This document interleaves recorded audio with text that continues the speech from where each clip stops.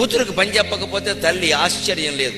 తల్లి కూతురికి పని చెప్పదు. చాలా కష్టపడి వచ్చింది అత్తారింట్లో, మళ్ళీ ఇక్కడ కూడా అదే చెయ్యాలా అంటుందంటే కోడలికి చెప్పడం ఇక్కడ. మరి కోడలు కూడా ఓ తల్లి కూతురే కదా, ఏ చేయలేరేటా మాత్రం మా అమ్మాయికి, అది అమెరికా నుంచి వచ్చిందంట. మళ్ళీ అమెరికా నుంచి వస్తే ఏమిటి గొప్ప, కూర్చోబెట్టి చేయండి.